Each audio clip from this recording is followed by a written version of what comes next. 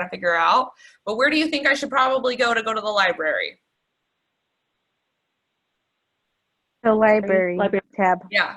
Yeah. So for us, it's very simple on our school page, luckily, which is great, because some make it really hidden.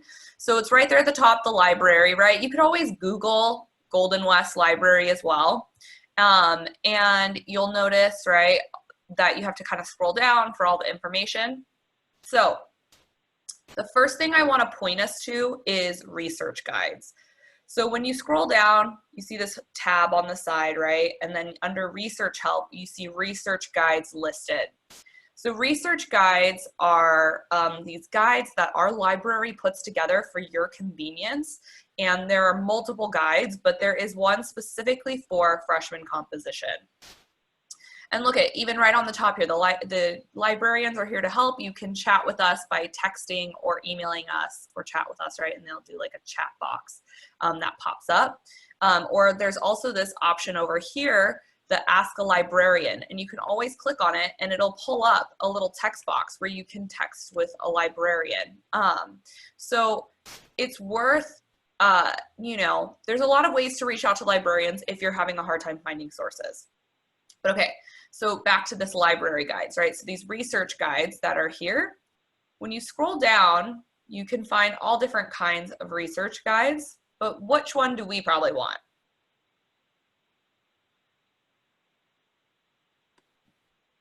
Freshman English 100.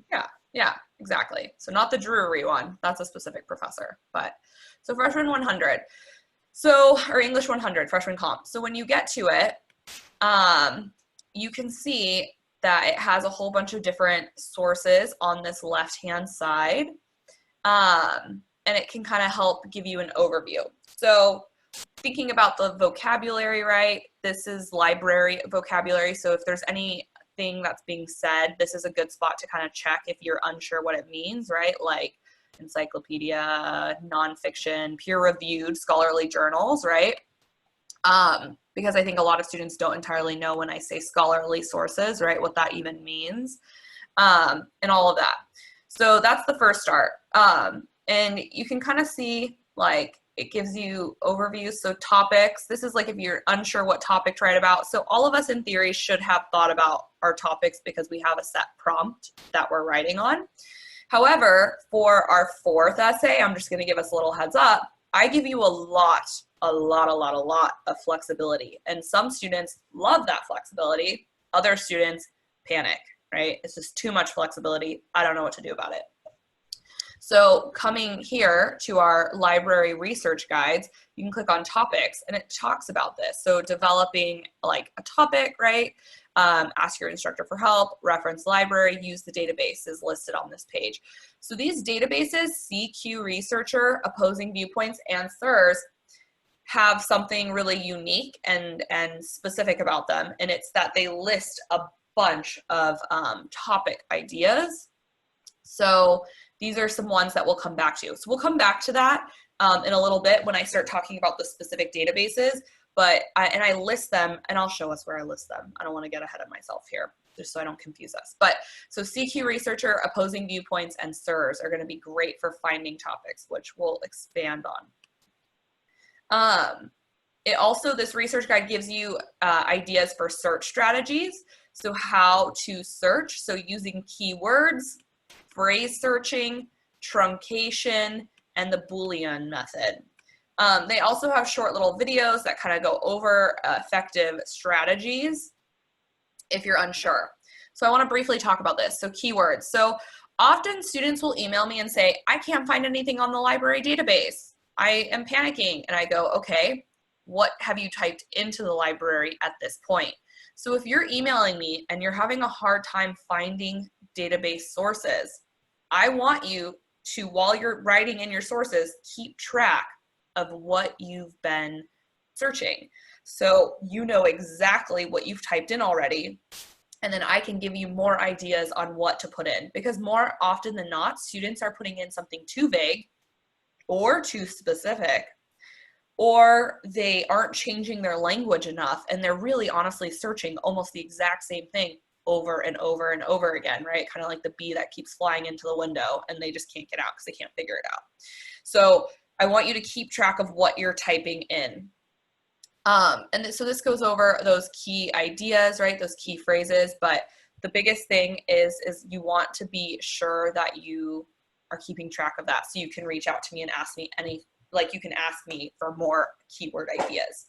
This also goes over phrase searching. So to focus your search, link terms that must appear together in order you place them and spell them out. So basically by doing like the quotation marks, you're wanting those exact words together. So if you're typing something in and you're saying human rights, you're going to get documents that have human rights together, okay? So that's the thing. Hold on.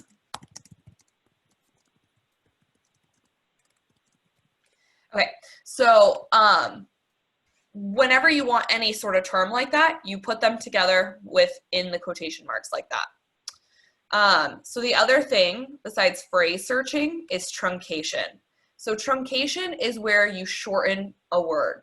So you have to shorten it by using an asterisk, that little star, but like this. So basically this is showing you, right, if you were like, oh, you know, I want to look up commercials. I'm really going to try and do a research paper on commercials or something and how the effects of commercials. So maybe you're like, you know what, I don't want just commercial. I want, you know, other words that are similar, like commercially or commerce or whatever. So by putting commerce like that and then cutting it off, the database will bring up all the words that have this in it. So you can see the list here: commerce, commercial, commercially, right? All of these words would be searched then in the database when you truncate it like that. So this is like a big thing. Yeah. So the biggest thing would be using this little truncation. So if, let's just say, I'm trying to think of our sources. You wanted to focus on, let's see, I'm trying to think like traumatic event or like language. If you're trying to look up language and then you wanted to look up like, I don't know, linguistics or something, you could do ling and then do the asterisk and it'll be linguistics. Oh gosh, this is bad on the spot. I'll have to show us examples when we go to the database. But the point is that you use that little asterisk to shorten your words. So the last thing with search strategies that you have to be aware of is the Boolean method here. So what is Boolean? Boolean operators, so they basically connect words or separate words, right? So if you're using and between two words, if you're saying education and opportunity, secondary education and opportunity, right? Something like that. Your and is connecting the two words together. So now when the database is searching, it's searching for all of the things that are like placed together with and. So oppositely, if you use or, what do you think that does? If and connects things, what does or do?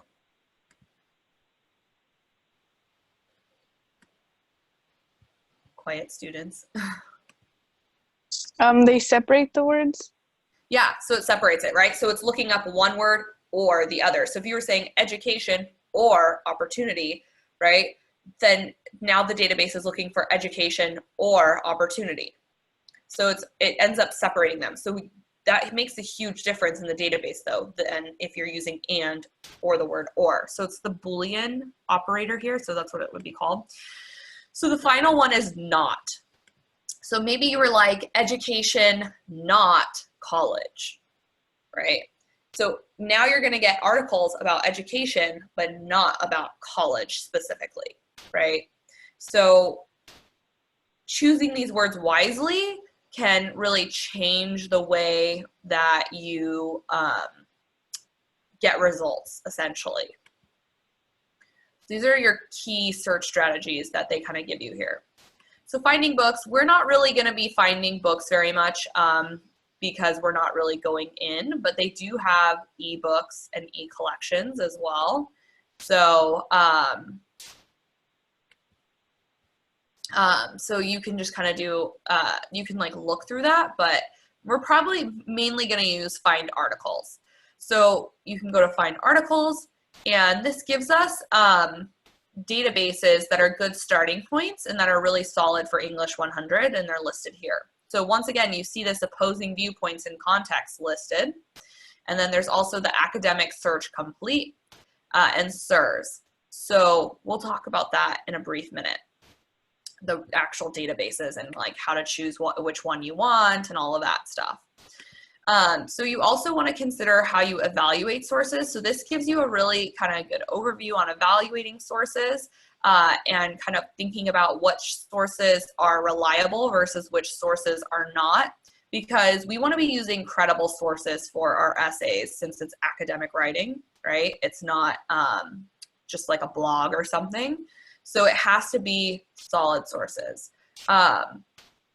Does that mean they all have to be from the database? Not necessarily, but the majority of them should. So you should be aiming to have at least 2 of the sources be from this database. Like, well, not this database, because there's a lot of databases within our library, but one of the databases within our library. And we have some really good databases. So if you're really struggling to find sources, I encourage you to email me and reach out so that we can talk about what you've been searching, which databases you've been using, etc. So kind of continuing on with this evaluating sources idea is scholarly sources. So scholarly sources goes over scholarly versus non-scholarly, or in other words, popular versus scholarly. So what do we think a popular source would be, besides obviously this People magazine example? What do you think a popular source would be?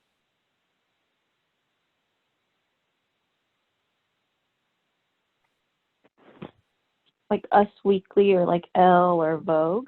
Yeah, all of that would absolutely be popular. What about newspapers? Do you think they're scholarly or they're more popular? Probably scholarly, but it could depend, I think. Okay. So why do we think scholarly? Because they It's content. like fact checked. Okay, so that is something to be mindful of. They are fact checked, yeah. But popular doesn't necessarily mean it's not fact checked. You can see here, right, Discover, right? This is a magazine, it's a science-y magazine. So, I mean, I would say like there's somewhere, they're not really scholarly technically. So like you can see this, magazines, they're not really scholarly, right? Trade magazines, not really scholarly. Newspapers, not really scholarly. And the reason why it explains it is because generally printed on newsprint and black ink, right? Audience, it's written for the general public. Articles written by staff writers and freelance journalists. They'll sometimes cite their sources, a scholar or a freelance writer, but it's not always. And they're published a lot. So the thing is that they are fact-checked, but they don't usually go very in-depth on their sources. They stay very shallow. And so be mindful of that, right? You might actually still find some newspaper sources within our database.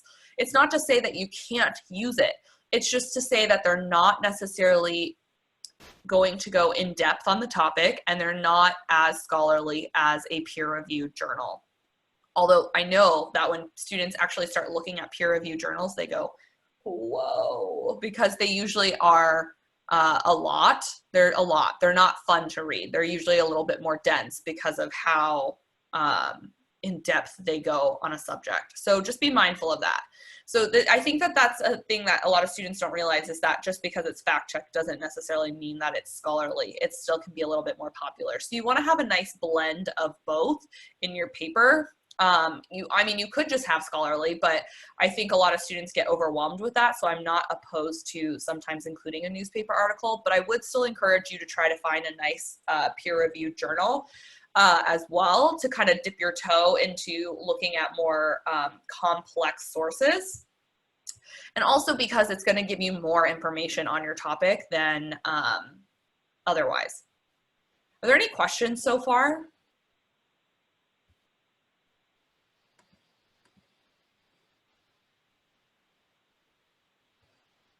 No?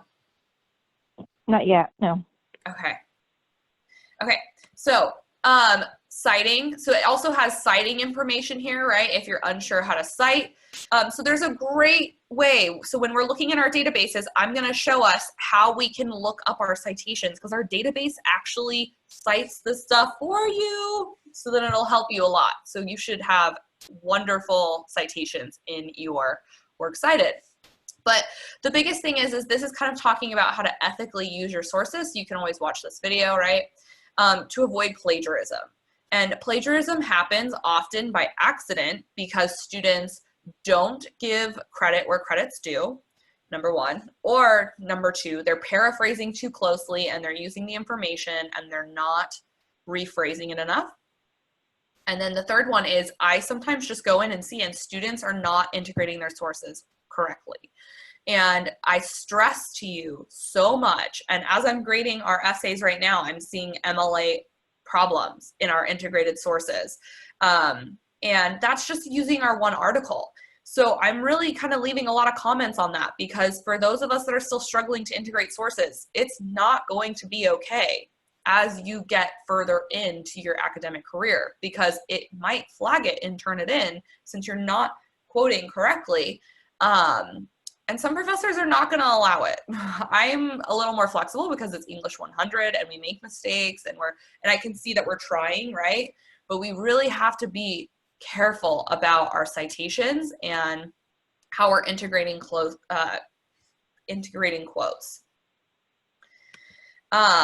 So that's a big thing. All right, so let's see. So you got to be careful about that. And they have videos on it, so that'd be good for you to kind of review. So MLA, if you're still struggling with MLA, if you're still struggling with integrating sources, this has information on that. And so you can see like MLA citation guide. So this is going to be more about like your works cited and citing. And then this is like more general overview, right? So you can kind of see, this shows you how to do a hanging indent. Do we know what a hanging indent is?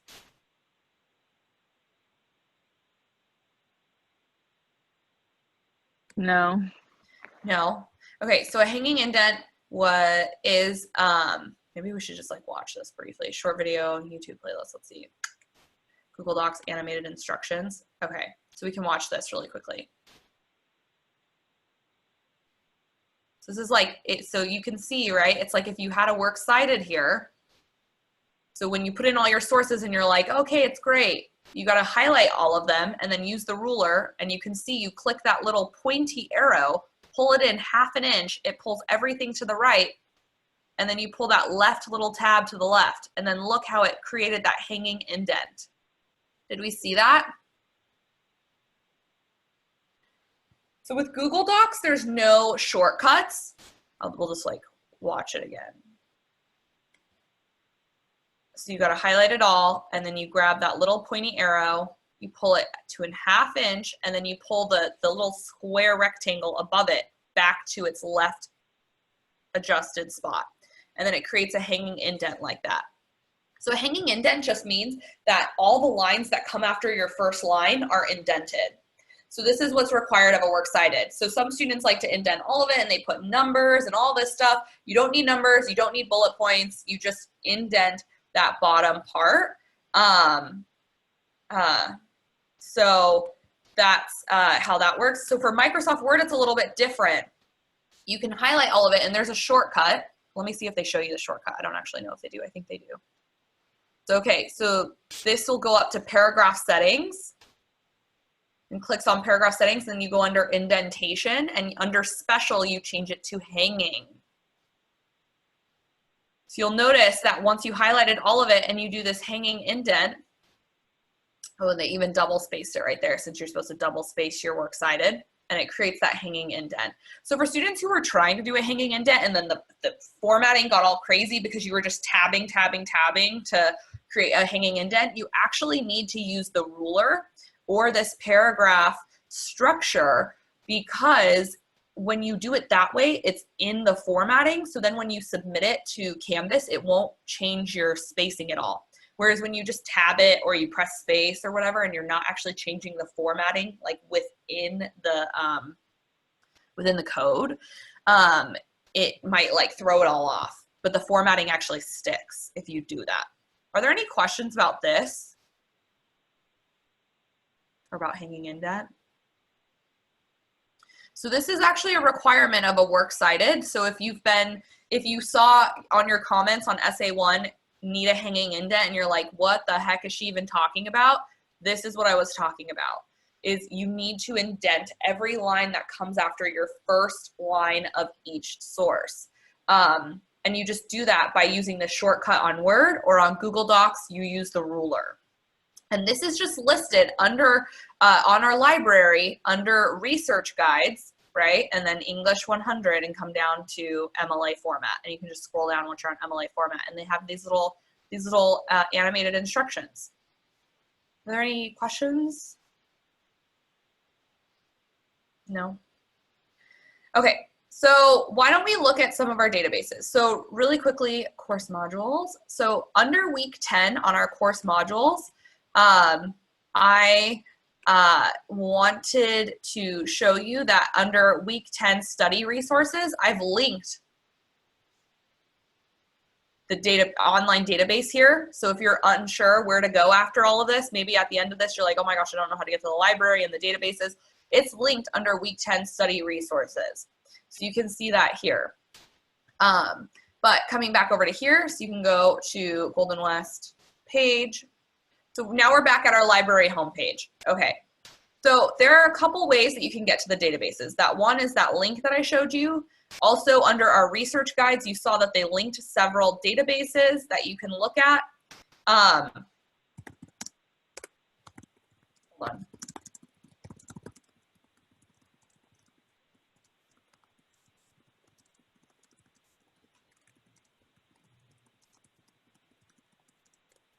Okay, so looking here, so you can go to but you can go, sorry, I'm getting distracted. You can just go straight to the database. So on our library homepage, you can click on databases. And when you do that, you'll notice that they ABC order it. Do we remember some of the databases that were listed? Anybody?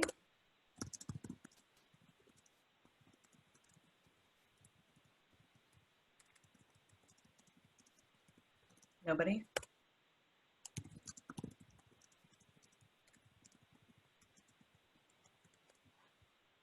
Do you remember some of the ones I read off when we were looking at the English 100 research guides? Okay, nobody. Okay, so some that you can look at. So one of them was opposing viewpoints. The opposing viewpoints was a really good one for getting ideas, okay? And you'll notice it says popular. So it's more popular sources. So you're probably gonna find more news articles here. So when you click on it, oh, of course I gotta like sign in. Hold on, because I'm not in the class. When you're on campus, you can get right in, but when you're not on campus, you have to sign in.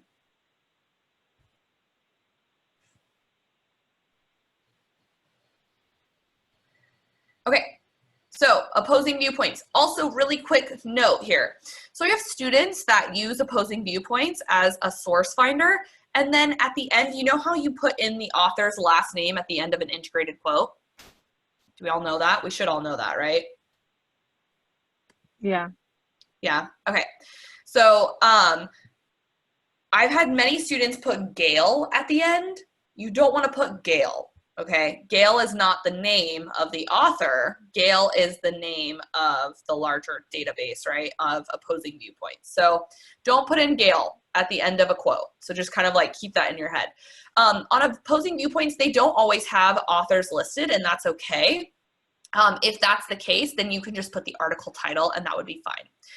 Okay, so the reason why opposing viewpoints is so great to start is because look at the way that they just list items, right? So especially for essay 4, when you have full open range, this will be a great starting spot. And this is just like part of it, right? So they're just listing their top 3 most important ones, right? Or most popular ones. But if you were to click on it, you could see even more. So one of the things that we had as a source, or not a source, as a prompt was Was what? What one do we want to look at? Let's, how about that? Why don't we start there? Which one do we want to look at? Which prompt?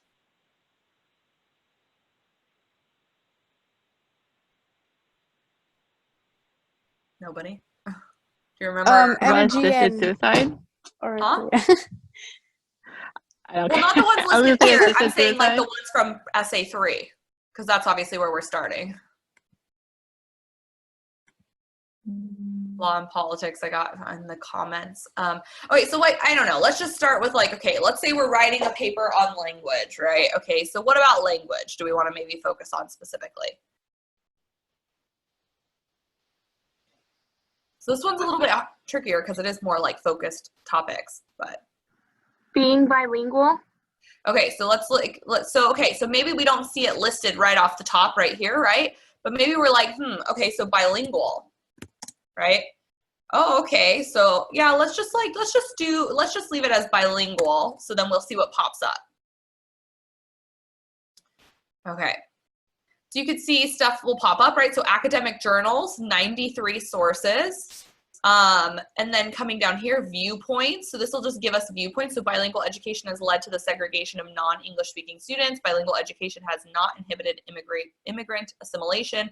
Bilingual education is necessary. Then primary sources, and then more references, right? So it depends on what you want. They have images, they have videos. You can use videos as your sources. They have audio, which would probably be more like a podcast, and then they have like news. Okay, so for the sake of it, let's just go with more of an academic journal. So to bring back bilingual education, California needs teachers, districts offer bonuses. No, I don't. Perception of English phonetic contrast by Dutch children. Okay, so let's just look at this. So early English learners. So looking at the phonetics of it.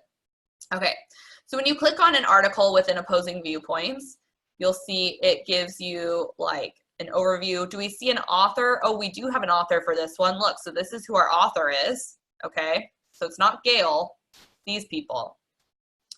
And you can see it tells you how many words the article is, the content level, all of that. And if you liked this article, you could be like, oh, let's click on these other ones. So it gives you related topics, which is great. And you can change the font size. You can listen. I think they'll start reading it, but it's like weird when it reads it. It's very, well, I'll just stop it from reading it, but it's very like robotic, but still.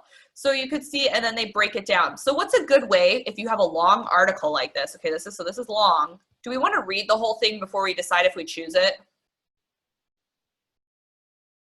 Does anybody have time for that? No. No, yeah, exactly. So thinking about the fact that you don't have time, the best way to start is always look at an abstract. So, oh, and look at this. You can even, like in this one, you can highlight. Be like, oh yeah, I want to highlight that. I want to leave a note. Sounds good, right? All this stuff. So you can like, while you're reading it, you can like highlight it. So this is an opposing viewpoint. So you can read the abstract and be like, is this what I want? Is this actually what I like? Maybe you're like, yes, I'm sold on this article. What's the next thing we should do? Does anybody know in a database, like what the next thing you should do if you're like, okay, I'm choosing this article?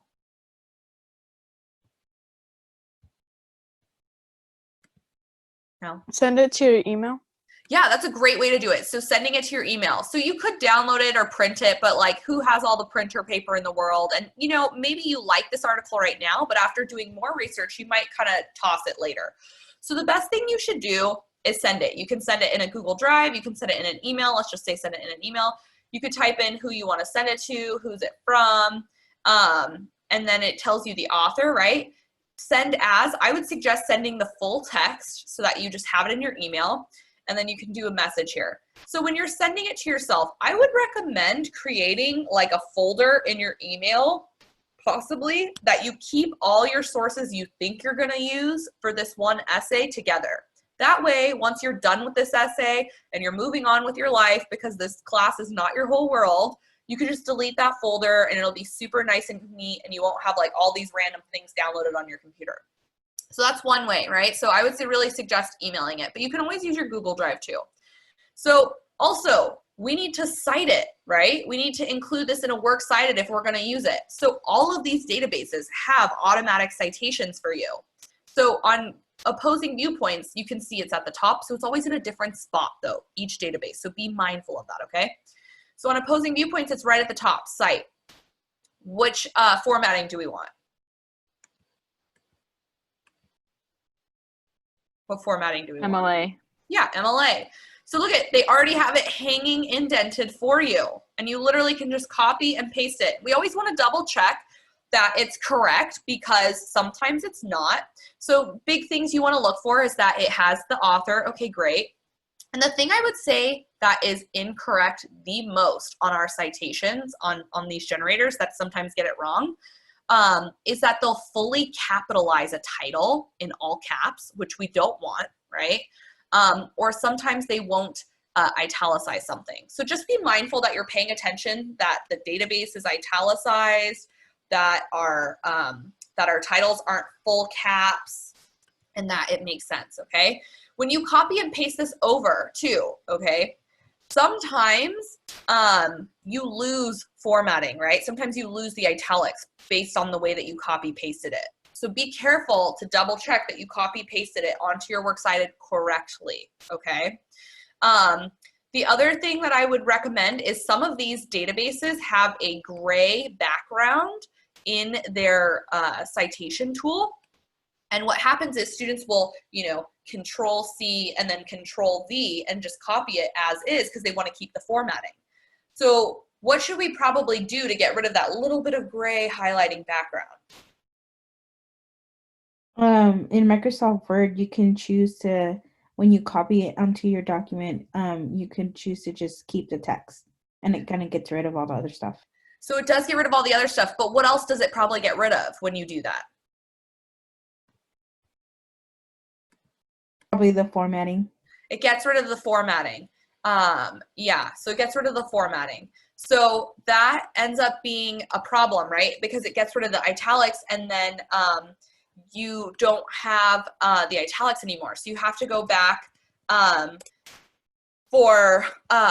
fix it, right? So the best way that I would usually recommend it so that you don't lose the formatting for the works cited part at least is copy paste it and then just highlight it like with your cursor like this, and then just go up and click no highlighting, because you know how you can highlight your text within Word or Google Docs or anything like that. Just click no highlight your whole works cited. And even if you think it's not there, sometimes the gray is really light, and so when you're reading it quickly, your eyes just kind of don't see it. I have really good vision, and I usually can see it. It screams at me, but I'm also looking at a lot of paper, so it stands out to me. So make sure that you're just taking that extra second, maybe highlight your works cited and say no highlight so that it gets rid of it. Okay, so are there any questions so far? No? Okay. Does anybody remember another one of the databases that were an option? So under our study resources, I list a couple. So we did opposing viewpoints. Another one that is good is SIRS. So we'll look at SIRS. SIRS was another one that was listed as a source choosing one, like a topic choosing one. So similar to opposing viewpoints, it has a lot of, let's see if it loads here. It has a lot of, come on, ideas listed essentially. Okay, so once again, right, we can see there's a lot here. Education was one of our options as well, so maybe we can click on something related to education. Let's see. Oh, homeschooling. Maybe we're like, ooh, education opportunity. We want to focus on homeschooling specifically and how that affects education. Okay, so then clicking on this, right, it has different things that we can choose. So viewpoints, critical question, timeline. So under viewpoints, right, so safeguards sought for the homeschooled, homeschool laws needed to protect children, under cover of homeschooling, and then viewpoint 2, the virus makes homeschoolers of us all, right? So it kind of shows you different ideas. You could click more sources for homeschooling, and then expand even more. They have images, they have articles listed, they have, and it tells you what it is, whether it's a newspaper, a magazine, other source, right? Government source. So you know where it's coming from. You can always also, you can always make sure that you can see like the source type. So Opposing Viewpoints also has that, where you can choose like, oh, I want newspapers, magazines, stuff like that. You can also choose, well, since they do have popular sources, maybe I want it in the last 30 days or the last 12 months, right? Especially if you have too many sources. So right now we have 176. You're probably not going to look through 176. So you could shorten the date so that it's really relevant and really fresh and new. So let's just click on this one. What is homeschooling? So that you can see the different layouts. So similarly, right, it has a summary up here that you can decide, ooh, I like it, I don't like it. Always start with reading an abstract or a summary. Don't just like dive into reading the whole thing. If after reading the summary or the abstract, you're like, I'm sold on it, I love it, then you can go in and start skimming. And when I say skimming, I mean look for the headers, look for key ideas, right? Don't read it like you're sitting there reading a book trying to take in every word. That's going to take you too much time. I would recommend, if you solidly know this is the source you are going to use, this is your number one source, that's when you maybe go in and really fine-tune read the article. But it takes a few steps before you get there, right? Because I don't want you wasting your time reading 20-page papers. So similarly, this has you can save it to your cloud, you can email it to yourself, and it's just like a quick email. And also you can cite it, right? And once again, it has a citation tool. What do we want? We want MLA, right? And so we would highlight or copy and then take that and put it in our works cited. You can even export it to EasyBib, which EasyBib's a generator that is pretty good.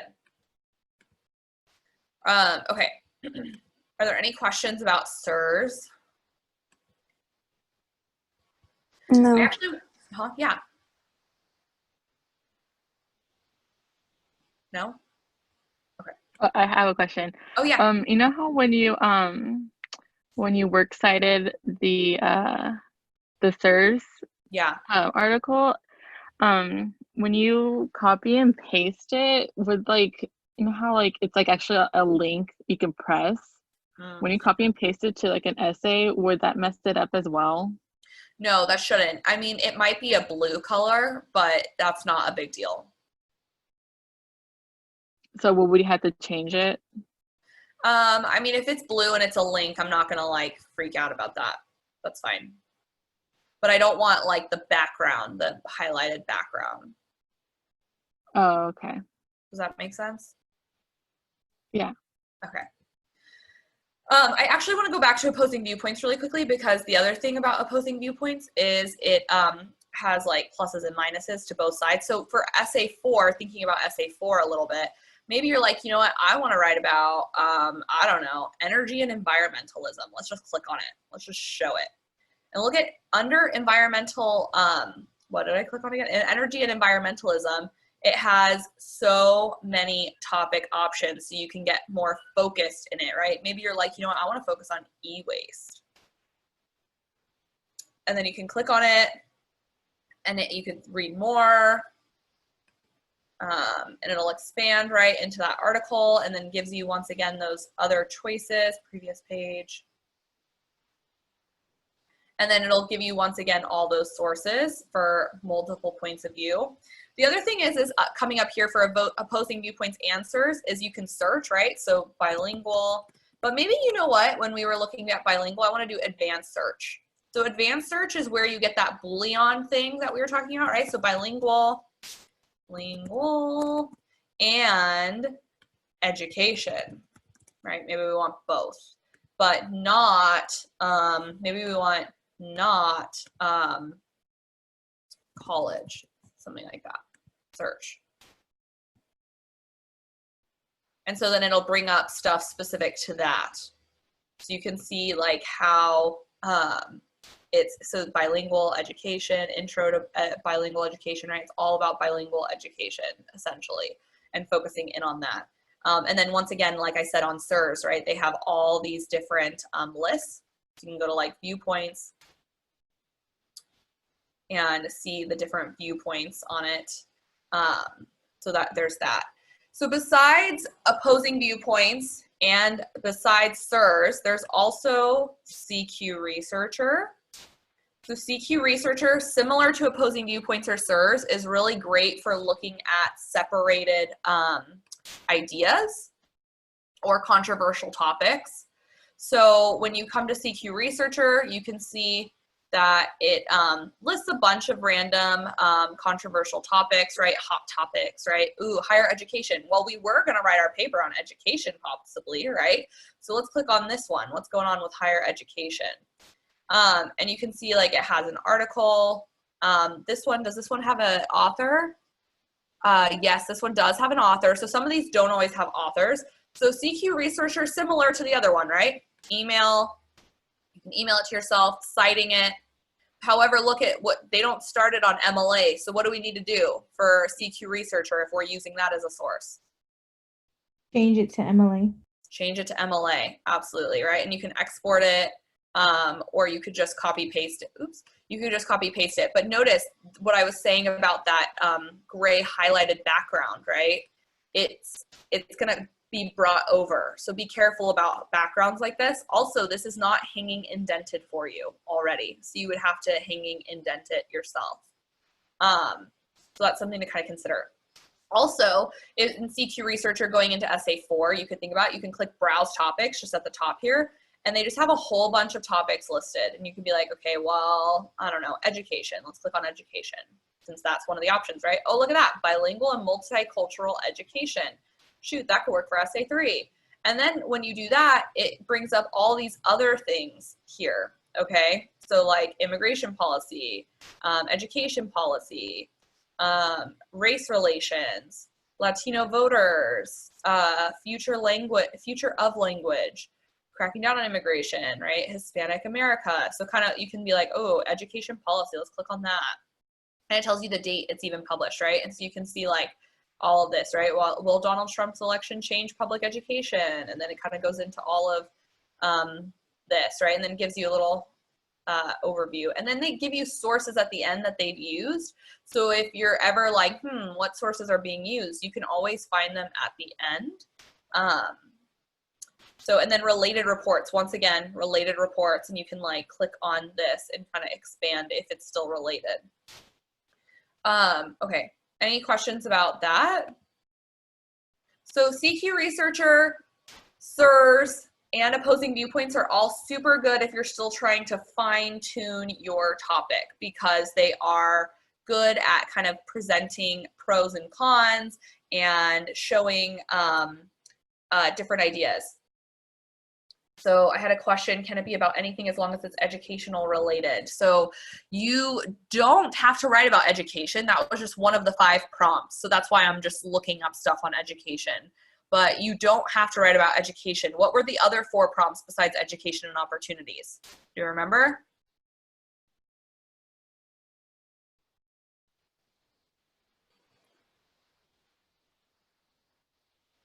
No, it wasn't history. Well, kind of history. What was the one that was kind of related to history?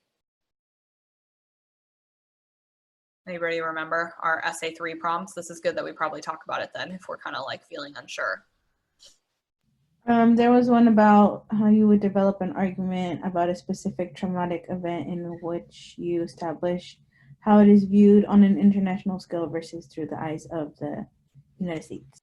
Excellent. Okay, so researching a traumatic event and kind of creating an argument about it. So I had a student ask, could they focus on slavery in Thailand, I think is what they wanted to look at.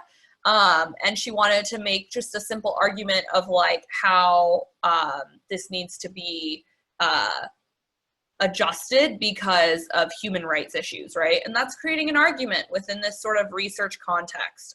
It doesn't have to be, you know, totally revolutionary, but you do have to have some sort of stance. What's the other one that's kind of related to history a little bit? Or could be related to history? So it was traumatic events, and there was another one.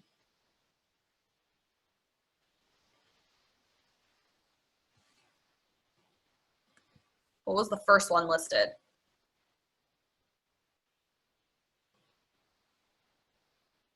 It's to develop an argument exploring something about religion or colonization in a country/region of your choice. Yeah, so focusing on something to do with religion or colonization in a region of your choice, and it could be a religion of your choice as well. So there is a lot of flexibility with that. I think this was the class we talked about, like witchcraft, like if you wanted to do some sort of research argument on witchcraft, and I was like, that's fine. That's technically, you know, a form of a religion or a culture, and so you can create something with that.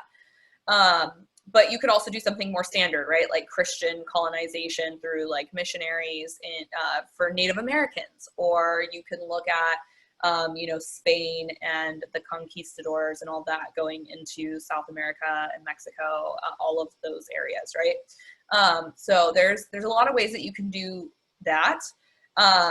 We also had a topic on language, which is the other one that we're kind of looking at. And you could overlap language with education if you wanted to, because I think that there is a lot of overlap.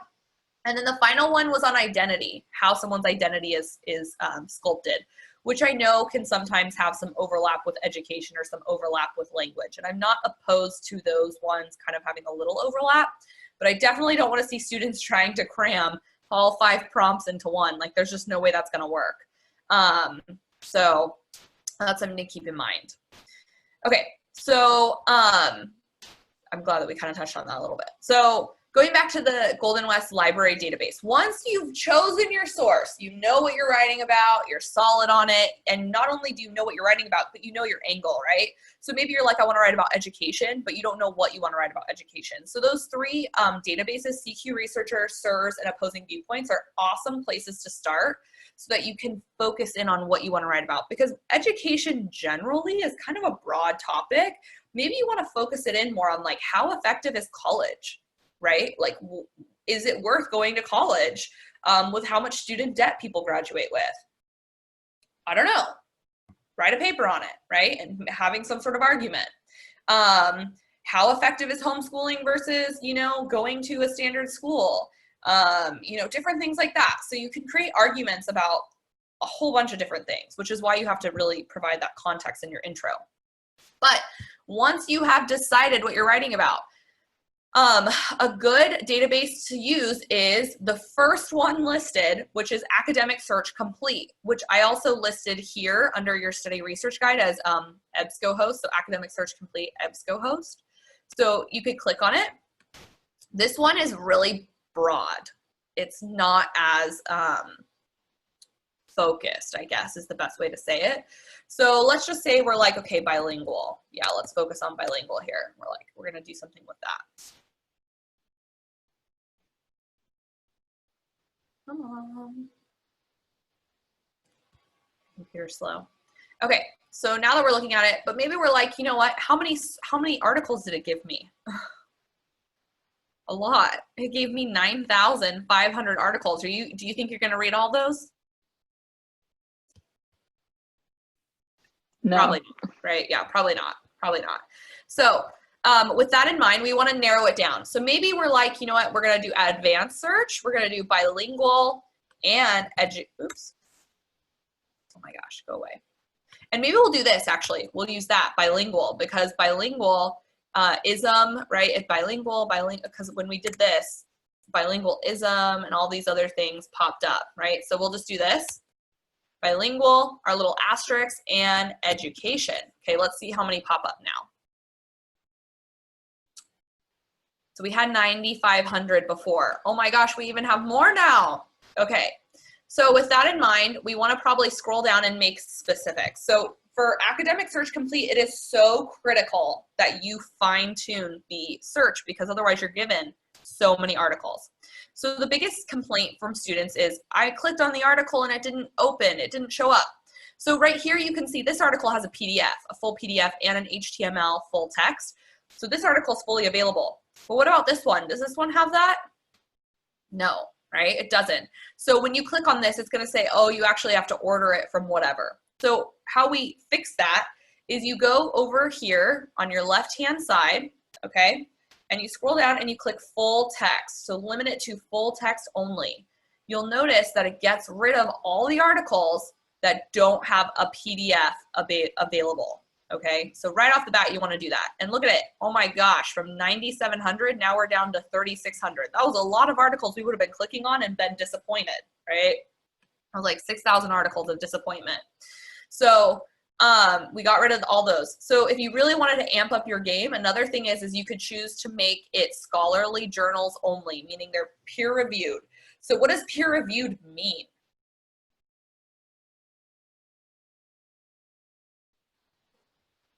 Does anybody know what peer reviewed means?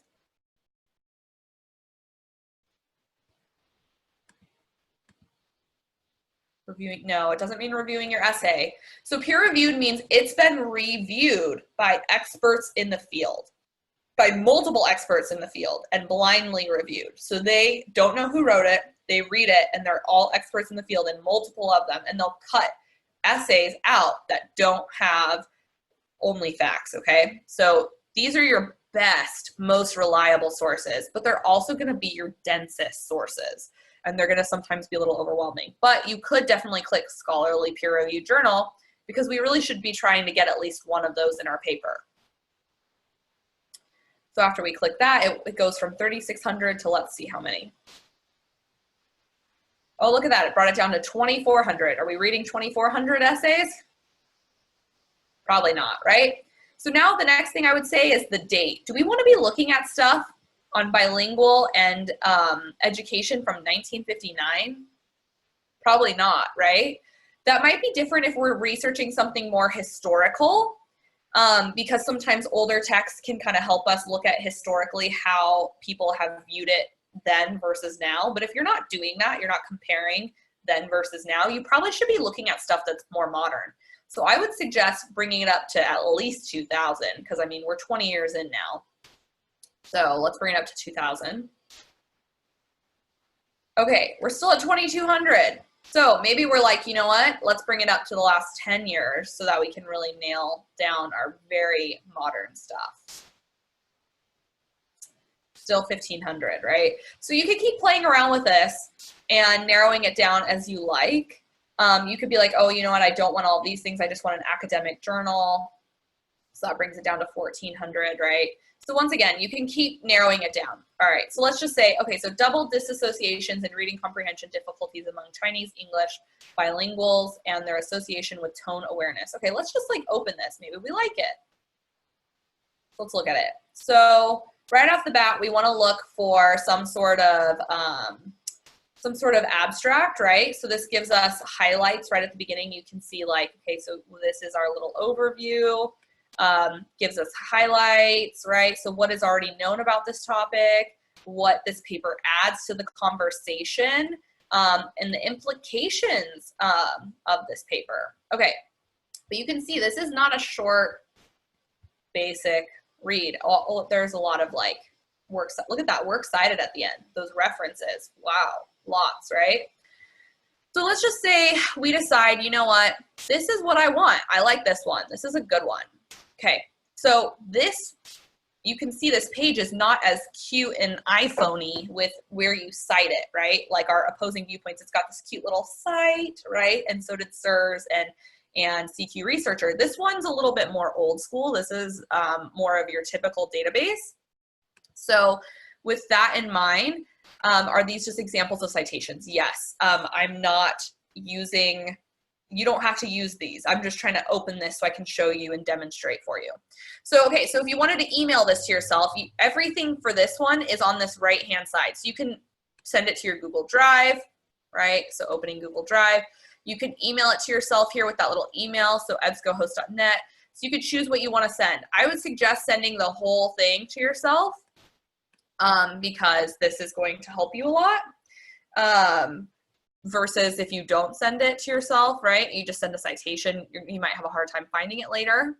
The other thing is you can save it to a folder. You can add it to a folder, and then at the end you can review your folder and see what you liked, what you didn't like. So when you're just in the browsing process, you can just kind of do this folder process. And then finally, this citing here. So you can cite it, but look at all the citations. Which one do we want again? MLA. MLA, always MLA. So you got to scroll down and be like, okay, here's MLA. And look, they do actually hanging indent it for you. But once again, look at this gray background. Look at that gray background. So that's what you're going to get stuck with, okay, if you don't get rid of the highlighting. So you would just copy and paste it and bring it over. If, let's say, you want to make a list of links to sources, you can't just take the source link up here. Because if you use this link, you're going to just copy paste it onto like a Google Doc or something, and it's going to bring you to a closed page. It's not going to like it. It's not going to work.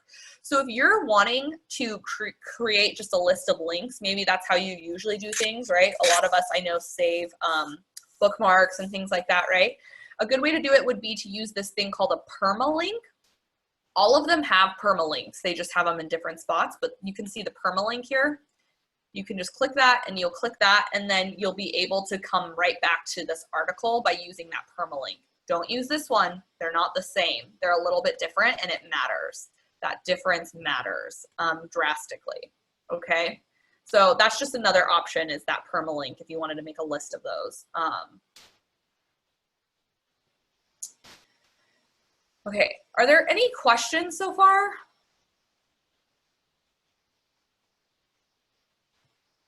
No? All right, so when you go to the library, the final way that you can search stuff is, where's our one search? Oh my gosh, did they get rid of it? They might have gotten rid of it. I might just have to like not talk about that one then. Hold on, databases. They used to have a one search bar, but now I guess they don't have a one search bar. Okay, so never mind. So those are your main four, okay? So it's gonna be SIRS, CQ Researcher, Opposing Viewpoints, and Academic Search Complete, EBSCOhost. Those are your main four databases that you want to reference. So so I had a question, you don't have to copy whatever I'm doing, so you don't have to copy the words I'm searching. The keywords are just examples. However, you need to use those databases. So SIRS, CQ Researcher, Academic Search Complete, and Opposing Viewpoints. Those are the four databases that I'm encouraging you to use because they're going to be your best sources to rely on. Anybody that's come in late, also please add a here in the chat box just so I have it on record that you're here, because it will disappear after our class is done. It won't show me like who came in and who didn't. Yeah, I know what you mean. I'm saying like so you just need to use the databases. You don't have to use the examples I'm saying. Okay, so this is like our key overall library sources, right? So research guides, you want to review the research guide. Most of your library quiz is going to be based on this English 100 research guide, which is also linked under our week 10 study resources in our modules, right? So you can just get there like that, clicking English 100 research guide, boom, easy. You don't even have to remember how to get there, right? But if you do want to remember, we just go to our library homepage, scroll down, click on research guides, and then find English 100. And it has so many so much great information. And then you can also ask the librarians anything, right? To get to the databases, you just go back to this home page and then you click on, so this is the library homepage again, and you just click on databases. And so they are alphabetically ordered, so you can just click on this and it'll bring you to the pages. So A for Academic Search Complete, C, CQ Researcher, O for Opposing Viewpoints, and S for SIRS.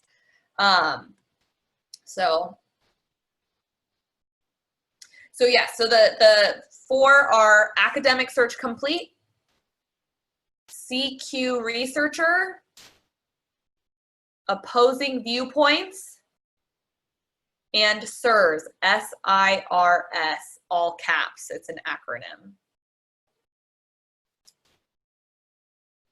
So I had a question to repeat it. So I would definitely write those down somewhere. I mean, they're obviously linked under the week 10 study resources, but I encourage that you kind of make a note because that'll really narrow down your search time, and you won't have to look through, you know, I mean, look at how many databases there are. Like, you're not gonna have to look through all of these databases. You can just use those 4 as your main starting points to kind of like narrow in your search.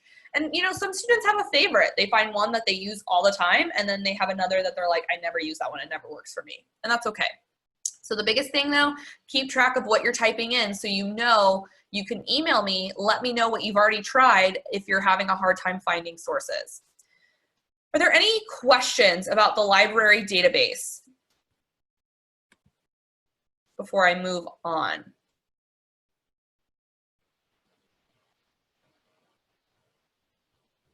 No?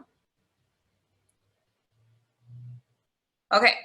So what I want to briefly touch on is what assignments are due this week. So we were supposed to do our reading